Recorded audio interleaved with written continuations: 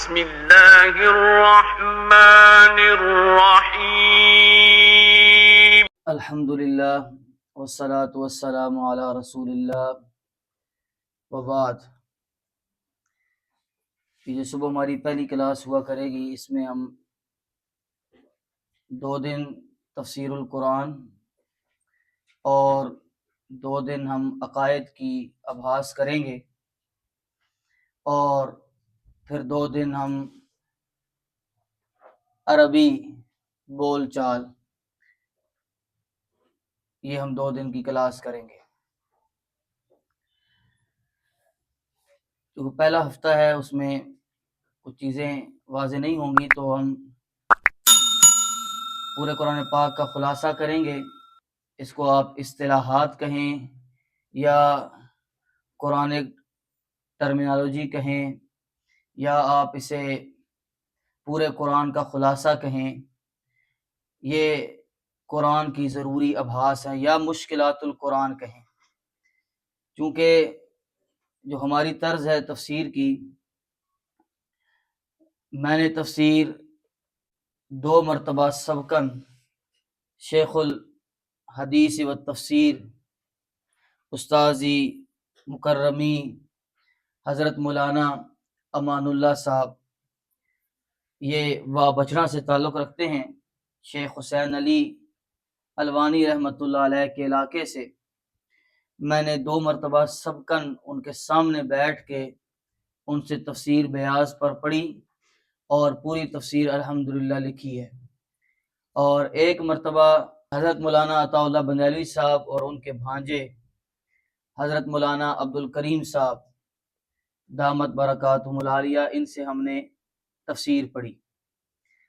اور یہ دونوں واسطے ہمیں شیخ القرآن مولانا غلام اللہ خان رحمہ اللہ تک پہنچاتے ہیں۔ اور شیخ القرآن غلام اللہ خان رحمۃ اللہ علیہ نے یہ تفسیر حضرت مولانا حسین علی الوانی رحمۃ اللہ علیہ سے پڑھی۔ اس طرح ہم شیخ القرآن رحمۃ اللہ علیہ تک میں 1 واسطے سے پہنچا اور آپ لوگ 2 واسطوں سے پہنچ جائیں گے۔ یہ انداز قرآن پاک کو سمجھنے کا ایک بڑا ہی نرالا اور بڑا ہی دلچسپ انداز ہے۔ ابھی ہم یہ اصطلاحات یا قرآنک ٹرمینالوجی یا آپ خلاصہ کہیں، یہ ہم سماعت فرمائیں گے، اس میں آپ دیکھیں گے کہ یہ انداز نرالا اور شاندار اس لیے ہے کہ پورا قرآن پاک ہمیں ایک لڑی کے اندر پرویا ہوا معلوم ہوگا۔ یہ بات آپ لوگوں نے آخر تک یاد رکھنی ہے، اور آپ دیکھیں گے کہ پورا قرآن یہ ایک لڑی میں پرویا ہوا ہے۔ پہلا مضمون اور آخری مضمون ہم بسم اللہ کا جب خلاصہ کریں گے تو بسم اللہ کے اندر پورا قرآن بند ہوگا، اور پھر آخر میں بسم اللہ کی با میں پورا قرآن آ جائے گا۔ یہ اتنا نرالا اور عالی شان مضمون ہے، یعنی پورا قرآن سورہ فاتحہ میں بند ہے، سورہ فاتحہ بسم اللہ میں بند ہے، اور بسم اللہ کی با میں پورا قرآن آ جائے گا۔ یہ ایسا عالی شان انداز ہے۔ اب اس انداز کو سمجھنے کے لیے میں نے جیسا ذکر کیا، اصطلاحات ٹرمینالوجی ہم سماعت فرمائیں گے، تاکہ ہمیں سمجھ آئے کہ قرآن ہم اس ترتیب میں کس طرح سمجھیں گے اور پڑھیں گے۔ پورے قرآن کا خلاصہ بھی ہے اور مشکلات القرآن کا حل بھی ہے۔ اس کو شیخ القرآن مولانا غلام اللہ خان رحمۃ اللہ علیہ اصطلاحات کا نام دیتے تھے۔ اصطلاح پہلی اصطلاح جو قرآن پاک کی ہے وہ ہے دعویٰ یا موضوع صورت۔ دعویٰ یا موضوع صورت، یہ پہلی اصطلاح ہے۔ اس اصطلاح کا مطلب یہ ہے کہ دعویٰ کا مطلب ہوتا ہے، آپ جس طرح ہمارے ملک میں قانون ہے، بلکہ اسلامی لا بھی ہے، کہ آپ عدالت میں جا کے اپنا ایک قول پیش کرتے ہیں، اپنی ایک بات پیش کرتے ہیں، وہ آپ کا دعویٰ بن جاتا ہے۔ اس دعوے کے اوپر آپ دلائل دیتے ہیں۔ تو آپ یہ حدیث فقہ میں بار بار سماعت فرماتے ہیں کہ مدعا علیہ جس کے خلاف دعویٰ کیا جا رہا ہے اور مدعی، البینۃ علی المدعی، دلیل مدعی کے ذمہ ہوتی ہے جو دعویٰ کرنے والا ہوتا ہے۔ تو اس قرآن پاک کے اندر تمام صورتوں کے اندر یہ اصطلاح آئے گی دعویٰ یا موضوع صورت۔ اس دعویٰ میں اللہ تعالیٰ ایک دعویٰ کریں گے، ایک قول پیش کریں گے، اور پوری صورت اس ایک دعویٰ کے گرد آپ کو چکر لگاتی ہوئی نظر آئے گی۔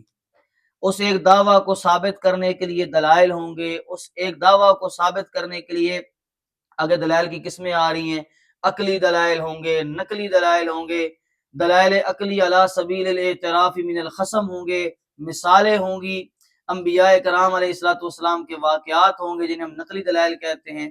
نقلی دلائل کی بھی آگے 7 صورتیں ہیں۔ تو یہ پوری صورت جو ہے وہ اس دعویٰ کو ثابت کر رہی ہوگی۔ اس کی مثال شیخ رحمۃ اللہ علیہ فرماتے تھے کہ دعویٰ جو ہے وہ ایک بیج اور ایک تخم کی مثال ہے۔ جس طرح ایک درخت اپنے بیج کے اوپر کھڑا ہوتا ہے اور پورا درخت اس بیج سے ہی نکلتا ہے، پورے درخت کا محور اور مرکز اور اصل اور بنیاد وہ بیج ہوتا ہے، اسی طرح اس پوری صورت کا جو اصل ہوگا، محور ہوگا، بنیاد ہوگی، تو وہ یہ دعویٰ ہوگا۔ تو یہ ہر صورت کے اندر دعویٰ آئے گا اور اس کے اوپر دلائل آئیں گے۔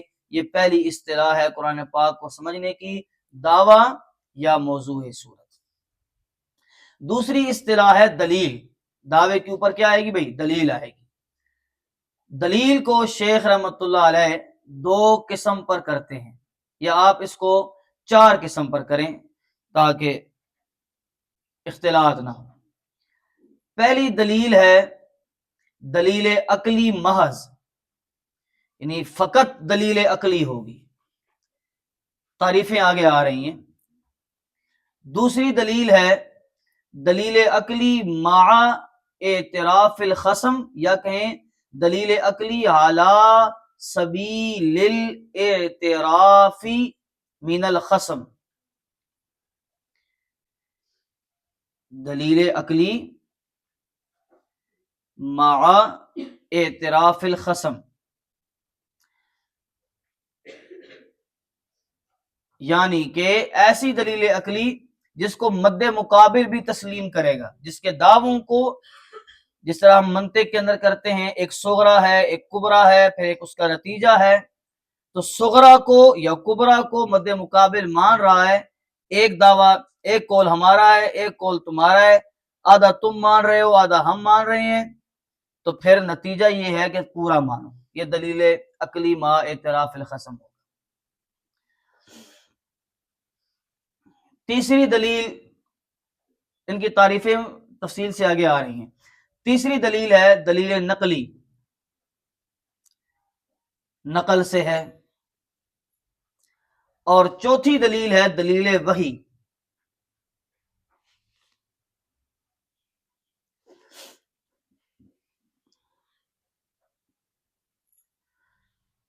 اب پہلی دلیل دلیل عقلی جو محض ہے، فقط ہے، اس کی تعریف ہم کیا کریں گے؟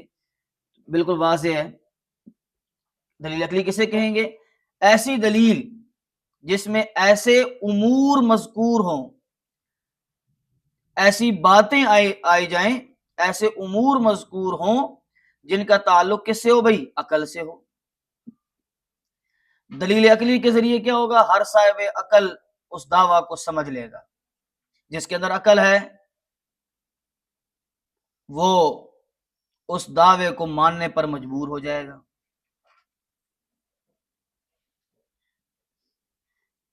اور صرف عقل کی بات نہیں ہو رہی، عقل سلیم کی بات ہو رہی ہے۔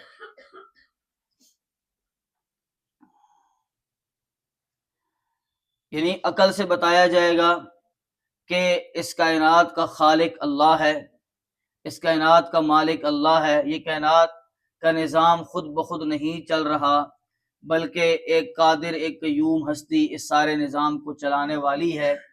یہ دلائل عقلیہ ہوں گی۔ جیسے سورہ بقرہ کے اندر ہم سماعت فرمائیں گے یا ایھا الناس اعبدوا ربکم، اے لوگو عبادت کرتے رہو، امر استمراری آگے آئے گا انشاءاللہ، اپنے رب کی جس نے تمہیں پیدا کیا۔ اب عقلی دلیل ہے، دیکھو تمہیں پیدا کیا، والذین من قبلکم، تمہارے آباء و اجداد کو پیدا کیا، الذی جعل لکم الارض فراشا، اس زمین کو رہنے کے قابل بنا دیا، آسمان کو تمہارے لیے چھت بنا دیا، اور پھر آسمان سے اللہ نے پانی نازل کر دیا۔ پھر یہاں پہ میں بحث کروں گا کہ یہ عقلی دلیل کس طرح بنی، تو نتیجہ نکلا فلا تجعلوا للہ اندادا، اللہ کے ساتھ اور ہستیوں کو شریک نہ بناؤ۔ یہ دعویٰ ہوگا اعبدوا ربکم، اور اس پر یہ عقلی دلائل آ رہے ہیں۔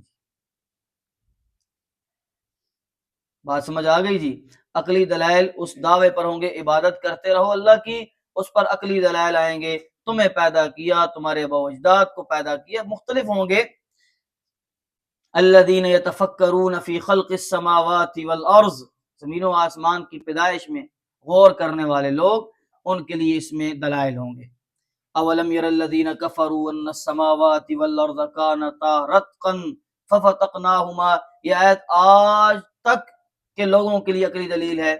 جتنی سائنس ترقی کر رہی ہے ہم اس پہ بحث کریں گے کہ کیسے سائنسی مبہمات اور رازوں کو یہ آیت واضح کرتی ہے۔ تو یہ دلیل عقلی ہو گئی، دعوے پر دلائل عقلی آئیں گے جن کا تعلق عقل سے ہوگا، یعنی کہ ہر عقل سلیم رکھنے والا شخص اس آیت کو یا اس دلیل کو دیکھ کر اس دعوے کو مان لے گا۔ دوسری دلیل ہے دلیل عقلی ما اعتراف الخصم یا علی سبیل الاعتراف من الخصم۔ اس کی تعریف ہم یوں کریں گے، وہ دلیل عقلی جس کو منکرین سے استفہام کے طور پر بیان کیا جائے، استفہام مطلب سوال، بتاؤ تم یہ نہیں مانتے ہو، کہیں گے جی مانتے ہیں، جب یہ مانتے ہو تو پھر دوسرا دعویٰ بھی مانو۔ یہ دلیل عقلی ہے، اس کو خصم مد مقابل تسلیم کرتا ہے، منکرین اس کے ایک دعوے کو تسلیم کرتے ہیں، پھر اللہ نتیجہ نکالے گا کہ جب یہ مانتے ہو تو پھر یہ بھی مانو۔ پورا قرآن اس سے بھرا ہوا ہے، اور مشرکین مکہ کے سامنے جب بھی دلائل آئیں گے تو دلیل علی سبیل الاعتراف من الخصم ہے۔ یہ ذہن میں رکھیں، مشرکین مکہ سے نبی علیہ السلام کا کوئی اختلاف اللہ کو منوانے میں نہیں تھا، اللہ کو مانتے تھے، اختلاف تھا الہ کو منوانے میں۔ یہ ہم عقائد کے ابحاث میں بالتفصیل ذکر کریں گے۔ اس کی مثال سورہ یونس کی مشہور آیت، ڈھیروں آیتیں، سورہ یونس کی آیت میں کہ قل من یرزقکم من السماء والارض، چوتھا رکوع ہے، ام من یملک السمع والابصار ومن یخرج الحی من المیت ویخرج المیت من الحی ومن یدبر الامر فسیقولون اللہ فقل افلا تتقون۔ یہ نتیجہ نکلے گا، قرآن پاک لے کے بیٹھنے ہیں اور یہ مسائل، یہ مثالیں اپنے سامنے دیکھنی ہیں۔ قل کہہ دیجئے، پوچھئے ان سے، قل یعنی سل میرے پیغمبر ان سے پوچھ، من یرزقکم، کون ہے جو تمہیں رزق دیتا ہے آسمان سے اور زمین سے، اور کون ہے جو مالک ہے کانوں کا اور آنکھوں کا، اور کون زندہ سے مردہ کو نکالتا ہے اور مردہ سے زندہ کو، زندہ مرغی مردہ انڈا، مردہ انڈا زندہ مرغی، کافر سے مومن، مومن سے کافر۔ وَمَن يُدَبِّرُ الْأَمْرَ، غور کریں، مشرکین مکہ کا عقیدہ ذکر ہو رہا ہے، اس کائنات کے سارے کاموں کو کون چلاتا ہے؟ فَسَيَقُولُونَ اللَّهُ، جلدی جلدی کہہ اٹھیں گے یہ سب کچھ کرنے والا کون ہے؟ اللہ۔ ان امور کا فاعل، کیوں باتیں ہو رہی ہیں بھائی؟ ان امور کا فاعل اور کارساز صرف اللہ ہے، تو پھر آگے اللہ نتیجہ ذکر کرے گا، پھر شرک سے بچتے کیوں نہیں ہو؟ جب یہ سب کچھ اللہ کرنے والا ہے تو پھر تمہیں تمہاری حاجات پوری کرنے والا بھی کون ہے؟ اللہ۔ تمہاری پکارے سننے والا بھی کون ہے؟ اللہ۔ سجدوں کے نظر و نیاز کے لائق بھی کون ہے؟ ایک دعویٰ تم مانتے ہو دلیل مانتے ہو تو اس کے اوپر بنیاد بنا کے ہم دوسری دلیل تم سے منوانا چاہتے ہیں. یہ وہ دلیل ہے جس کو خصم مد مقابل تسلیم کرتا ہے. آگے ہے بھائی دلیل نقلی. دلیل نقلی جو نقل ہوتی ہوئی بات آ رہی ہیں، اس کی 7 قسمیں ہیں.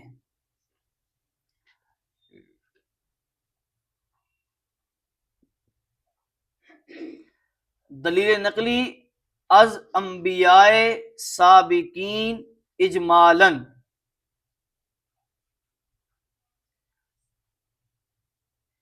دلیل نقلی از انبیاء سابقین اجمالاً.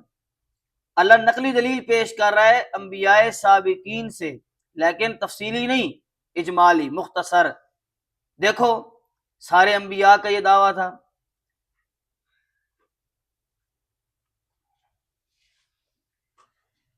سورہ انبیاء دوسرا رکوع دوسرے صفحے کا آخر، وما ارسلنا من قبلک من رسول الا نوحی الیہ انہ لا الہ الا انا فاعبدون. ہم نے آپ سے پہلے جتنے بھی رسول بھیجے ان سب کی طرف ہم نے وحی کی کہ انہ لا الہ الا انا، کوئی بھی عبادت کے لائق نہیں ہے مگر میں ہی ہوں. فاعبدونی، نتیجہ ثمر، فاعبدونی نون حذف ہے، سو میری ہی عبادت کرو. یہ دلیل نقلی اللہ نے پیش کی کس سے بھائی؟ تمام انبیاء سابقین سے اجمالاً.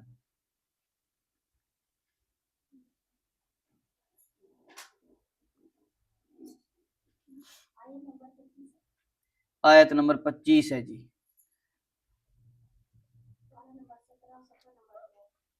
پارہ نمبر 17 صفحہ نمبر 2 آیت نمبر 25.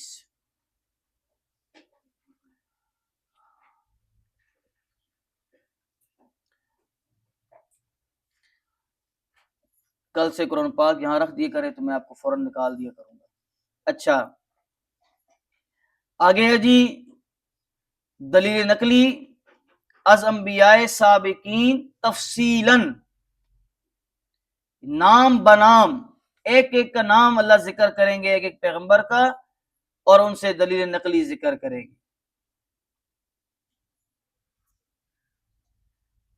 اس پر تو میں بحث کرنے کی ضرورت نہیں.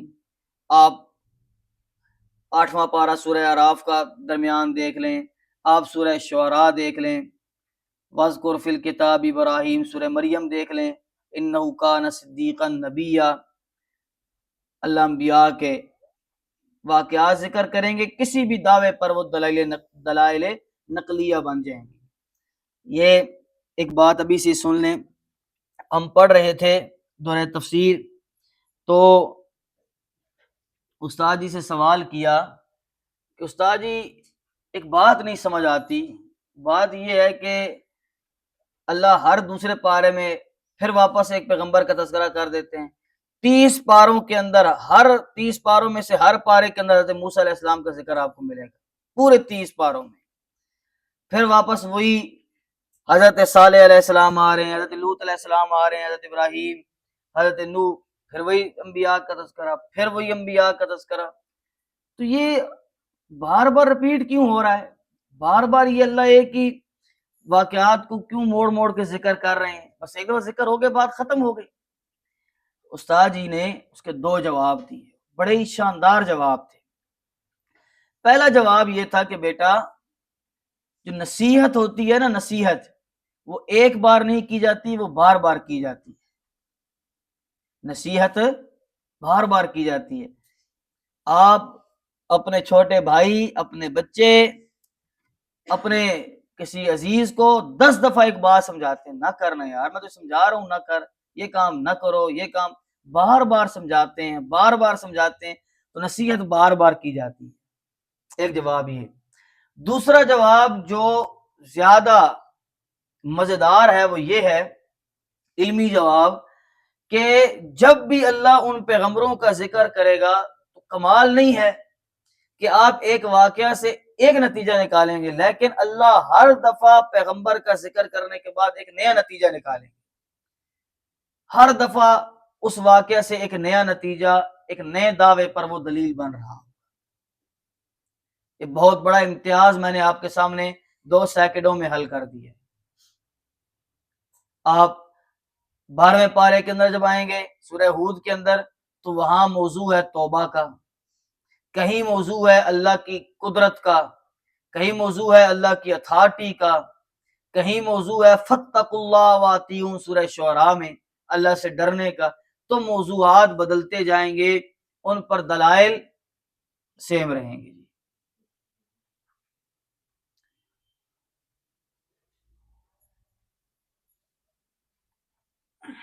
اگلی دلیل نقلی ہے گزشتہ آسمانی کتابوں سے۔ اللہ پہلی آسمانی کتابوں کو بطور دلیل پیش کریں گے۔ دیکھو یہ پہلی کتابوں میں بھی آ چکا ہے، اور اس کی مثال کیا ہے؟ 15واں پارہ سورہ بنی اسرائیل اور آیت نمبر 2، وَلَقَدْ آتَيْنَا مُوسَى الْكِتَابَ وَجَعَلْنَاهُ هُدًى لِبَنِي إِسْرَائِيلَ۔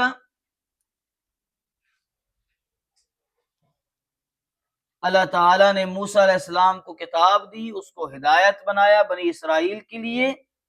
نتیجہ نکال رہے ہیں، کس پر دلیل نقلی آ رہی ہے؟ اللہ تتخذوا من دونی وکیلا، یہ اس دعوے پر دلیل نقلی تھی کہ میرے علاوہ کسی کو کارساز نہیں بنانا، اللہ کے علاوہ کوئی کارساز نہیں ہے، اس پر یہ دلیل نقلی ہے۔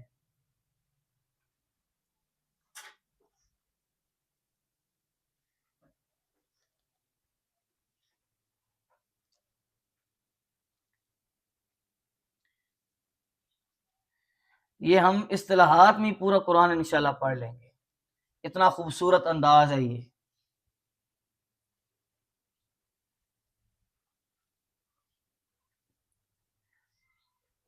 اگلی دلیل نقلی ہے جی از علماء سابقین، کتب سابقہ کے عالموں کو اللہ تعالی بطور نظیر اور بطور دلیل پیش کرے گا جی۔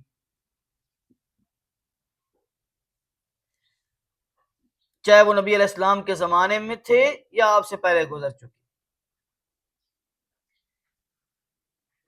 اس کی مثال کیا ہے؟ سورہ بقرہ کا رکوع نمبر 12 ہے، الذین آتیناہم الکتاب یتلونہ حق تلاوتہ اولئک یؤمنون بہ، الذین آتیناہم الکتاب یتلونہ حق تلاوتہ، آیت نمبر 121 ہے جی۔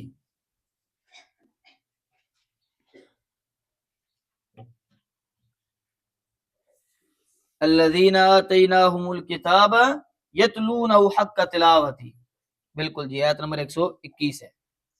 اس میں کیا ہے؟ وہ لوگ جن کو ہم نے دی کتاب، یتلونہ وہ اس کتاب کو پڑھتے ہیں، حق تلاوتی کتاب پڑھنے کا حق ادا کر دیتے ہیں، اولئک یؤمنون بہ وہ لوگ ایمان رکھتے ہیں اس قرآن کے ساتھ بھی۔ اللہ کہہ رہا ہے تمہارے عالموں نے مان لیا ہے تو تم کیوں نہیں مانتے؟ جیسے عبداللہ ابن سلام رضی اللہ تعالی عنہ، تو یہ بطور دلیل اور بطور حجت پیش ہوں گے جی علماء۔ یہ دلیل نقلی ہوگی دعوے پر از علماء کتب سابقین، ایسے کر لیں۔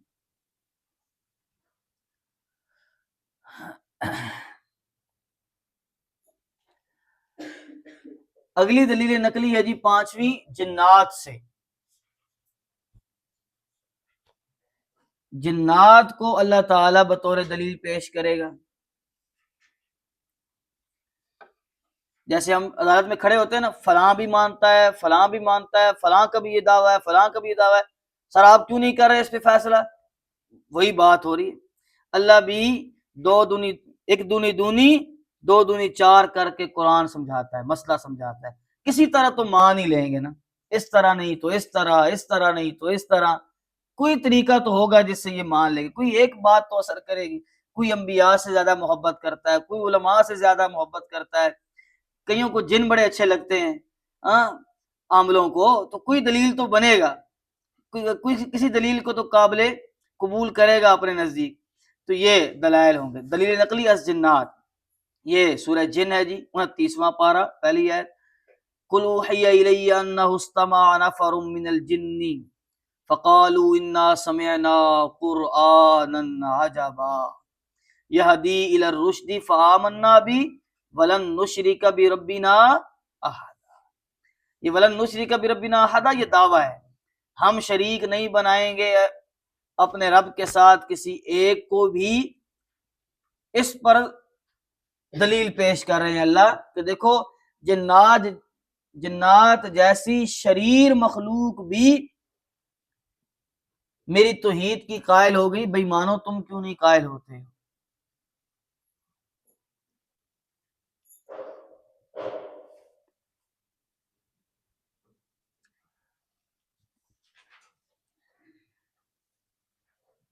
تین منٹ ہمارے پاس اور اس کی 2 قسمیں آگے پڑھ لیتے ہیں. پرندوں سے، اب ملائکہ سے رہ گیا، جنات کے بعد ملائکہ. اللہ فرشتوں کو کیوں دلیل بنا کے پیش کرے گا؟ کیونکہ مشرکین مکہ فرشتوں کو اللہ کی بیٹیاں کہتے تھے. تو اللہ کہے گا کہ چلو جن سے تم محبت کرتے ہو انہی کی مان لو. شہید اللہ انہ لا الہ الا ہو، یہ اس پر دلیل ہے بھائی. شہید اللہ انہ لا الہ الا ہو، سورہ آل عمران آیت نمبر 18،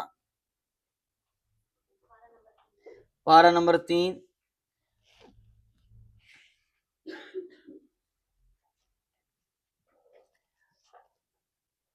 اس آیت کو ہم اپنے مقام پہ بھی حل کریں گے، لیکن علماء جاگنا، یہاں پہ بڑے بڑے لوگ پھسل جاتے ہیں اس کی ترکیب کرتے ہوئے.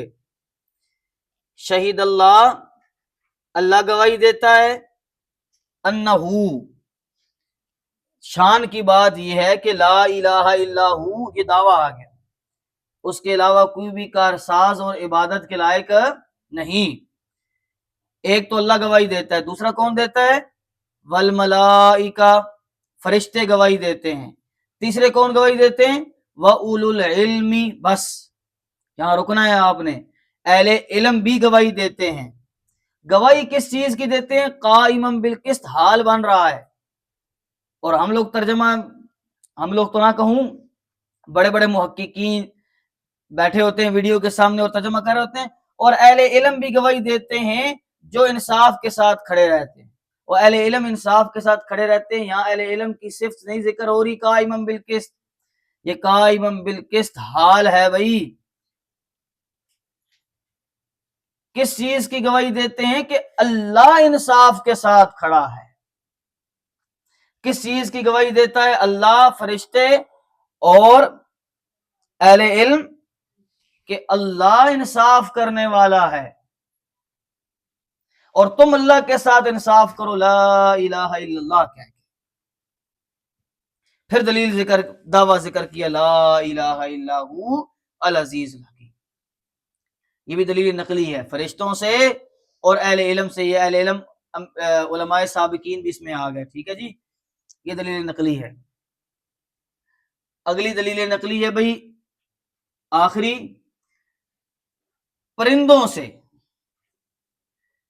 پرندوں اور جانوروں سے. واہ میرا اللہ واہ. کئی دیہاتی لوگوں کو پرندے پسند ہوتے ہیں، تو اللہ نے کہا دیکھو جانور بھی مانتے ہیں، تم کیوں نہیں مانتے؟ اور پھر ہم وہاں ذکر کریں گے کہ اللہ کے عظیم الشان پیغمبر ہیں سلیمان علیہ السلام، اور ایک پاؤ کا پرندہ ہے ہدہد. پاؤ بھی نہیں، چٹاکی کا پرندہ ہے، اور پیغمبر کے سامنے کھڑے ہو کے توحید پر دلائل پیش کر رہا ہے. اور پیغمبر ایک دفعہ بھی نہیں کہتے بس کر، مجھے پتا ہے تجھے توحید کے علاوہ کوئی موضوع ہی نظر نہیں آتا. پیغمبر بھی جھوم رہے ہیں اس کی توحید سن کے. سورہ نمل ہے بھائی. اللہ یسجدوا للہ الذی 25 19 پارہ. اب یہاں پہ میں لمبی بحث کرتا لیکن ٹائم آپ کا جو مجھے دیا گیا تھا 30 منٹ پورے ہو گئے ہیں. وہ بڑا ہی مزہ آتا ہے اس بحث پر، انشاءاللہ اپنے مقام پر آئے گی. واپس آیا نا، واپس آ کے پہلے سیاسی احوال ذکر کر رہا ہے اور پھر ذکر کر رہا ہے ان کے مذہبی احوال. مذہبی احوال ذکر کرتے کرتے کہتا ہے وجدتها وقومها، آیت نمبر 24 پڑھ رہا ہوں. میں نے اس کو اور اس کی قوم کو دیکھا کہ وہ سجدہ کر رہے ہیں للشمسی، سورج کو. پچھلی آیت میں سیاسی حالات ذکر کیے. میں نے دیکھا کہ مریم نواز شریف ان کی وزیر اعلیٰ تھی. کیسے بیوقوف لوگ ہیں کہ عورت کو اپنے اوپر حکمران بنا دیا ہے. تو پھر روتے ہیں بیٹھ کے. پہلے سیاسی حالت ذکر کی. پرندوں کو بھی یہ بات پتا ہے جو ہماری سیاسی عظماء کو سمجھ نہیں آتی. پھر ان کی مذہبی حالات ذکر کرتے ہوئے کہتا ہے وہ سجدہ کرتے ہیں سورج کو من دون اللہ، ما سوا اللہ کے. وزین لهم الشیطان، شیطان نے ان کے لیے یہ کام مزین کر دیے، سجا کے پیش کیے ہیں ان کے اعمال. فصدهم عن السبیل، وہ شیطان ان کو راستے سے روکے بیٹھا ہے. اللہ یسجدوا فصدهم عن السبیل، وہ روکے بیٹھا. اچھا جو ہم جس پر آ رہے ہیں وہ دیکھیں، اللہ یسجدوا للہ الذی، وہ سجدہ کیوں نہیں کرتے اس ذات کو یخرج الخبء فی السماوات والارض، جو زمین و آسمان کی پوشیدہ چیزوں کو ظاہر کر دیتا ہے. یخرج نکالتا ہے، خبء فی السماوات، آسمان سے پوشیدہ چیزیں کیا ہیں بھائی؟ بارش. وہی زمین سے پوشیدہ چیزیں کیا ہیں؟ دانے نکال دیے. اب اس کا کام یہ تھا نا کہ یہ ٹھونکے مار مار کے زمین سے دانے چکتا تھا. تو اسے وہی توحید سمجھ آئی. اس نے کہا دیکھو بھائی جو اس زمین کے اندر، اب یہاں پہ پھر ایک اور عقلی دلیل ہے اس کو رہنے دیتے ہیں، جو زمین کے اندر سے دانے کو کس عالی شان انداز میں باہر نکالتا ہے، اللہ اکبر، اس کو چھوڑ کے یہ اوروں کی عبادت کرتے ہیں. وَيَعْلَمُ مَا تُخْفُونَ وَمَا تُعْلِنُونَ، جو تم چھپاتے ہو جو تم ظاہر کرتے ہو اس کو جانتا ہے.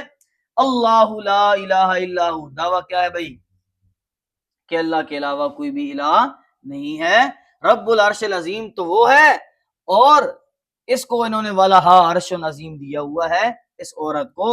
حالانکہ خدائی کس کی تھی؟ اللہ تعالیٰ کی. یہ مریم نواز کی عبادت کرنے پہ لگے ہوئے. تو یہ دلائل نقلیہ کی قسمیں ہو گئی بھائی، 7 قسمیں ہم نے سماعت فرمائی. آگے ہم خلاصہ کرتے ہوئے دلیل وحی